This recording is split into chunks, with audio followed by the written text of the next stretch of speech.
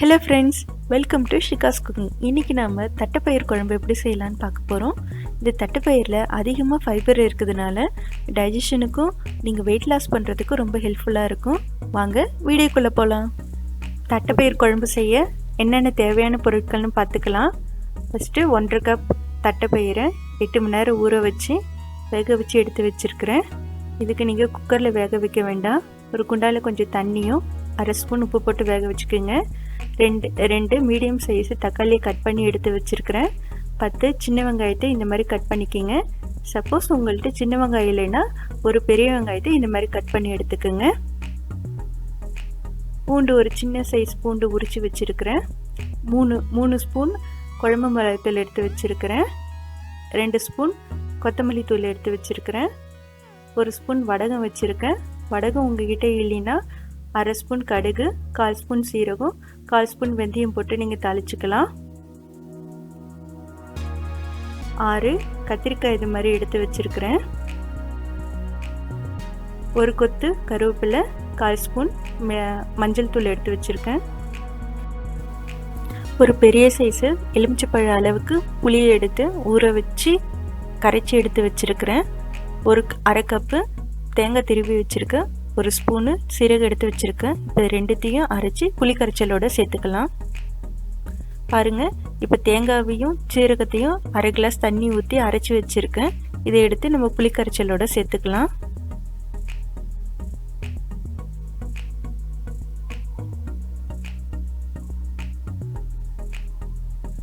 நல்லா இதை மிக்ஸ் பண்ணி விட்டுக்குங்க.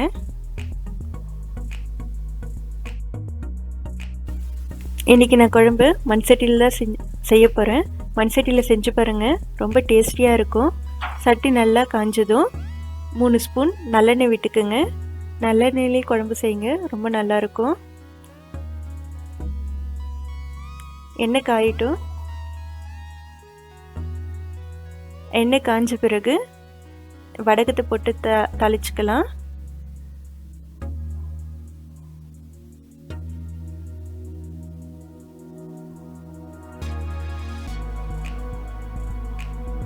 வடகம் நல்லா தாளிச்சிருச்சு. இது கூட கருவேப்பிலை, பூண்டு ரெண்டுத்தையும் போட்டு நல்லா வறுத்து விடுங்க.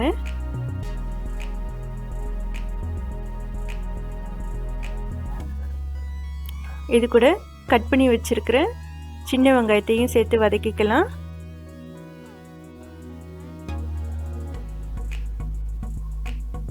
நல்லா பச்சை வாடை போகிற அளவுக்கு வதக்கி விடுங்க.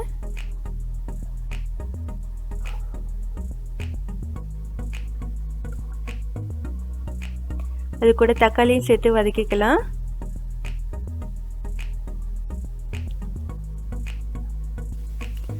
தக்காளி வெங்காயம் நல்லா வதங்கிடுச்சு.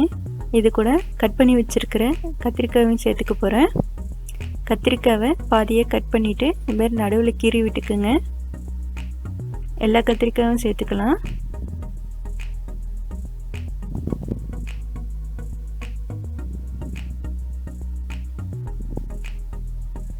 கத்திரிக்காவை குறைஞ்சது 5 நிமிஷம் வச்சு நல்லா வதக்கி விடுங்க.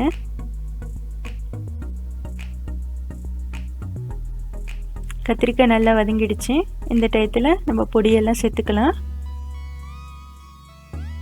நான் ஃபஸ்ட்டு குழம்பு மிளகாய்த்தூள் சேர்க்குறேன். சப்போஸ் உங்ககிட்ட குழம்பு மிளகாய்த்தூள் இல்லைன்னா 1 டேபிள் ஸ்பூன் வெறும் மிளகாய்த்தூள், 3 டேபிள் ஸ்பூன் மல்லித்தூள், 1 டீஸ்பூன் சீரகத்தூள் சேர்த்துக்குங்க. இது கூட மல்லித்தூளையும் சேர்த்துக்கிறேன்.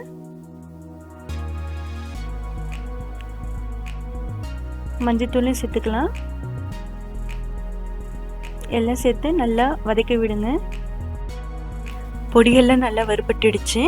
இந்த டயத்தில் கரைச்சி வச்சிருக்கிற புளி கரைச்சலையும் சேர்த்துக்கலாம். நல்லா கிண்டி விட்டுக்குங்க.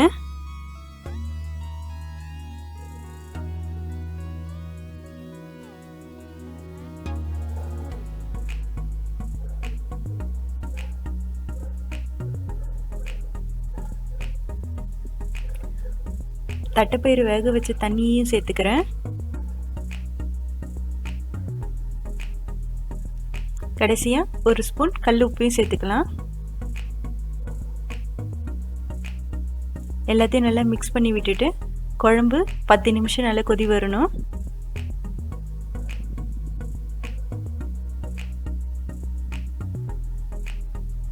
பாருங்கள், குழம்பு நல்லா கொதிச்சு வந்துடுச்சு. இந்த டயத்தில் வேக வச்சுருக்க தட்டைப்பயிரையும் சேர்த்துக்கிறேன். இது தட்டைப்பயிறுன்னு சொல்லலாம், கரமணி பயிருன்னு சொல்லலாம்.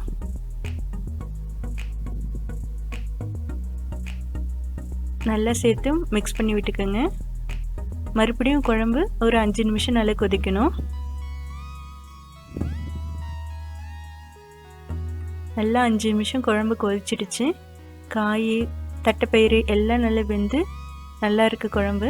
இந்த டயத்தில் ஸ்டவ்வை நம்ம ஆஃப் பண்ணிக்கலாம். காரசாரமான டேஸ்டியான தட்டைப்பயிறு குழம்பு ரெடி ஆகிடுச்சு. இது சாதத்து கூட சேர்ந்து சாப்பிட்டா ரொம்பவும் டேஸ்டியாக இருக்கும்.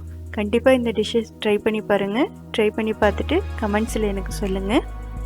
இந்த வீடியோ உங்களுக்கு பிடிச்சிருந்ததுன்னா லைக் பண்ணுங்கள், ஷேர் பண்ணுங்கள், சப்ஸ்கிரைப் பண்ணுங்கள். கூடவே பெல் ஐக்கானையும் ப்ரெஸ் பண்ணிக்கோங்க. Eat healthy and stay healthy. Thank you.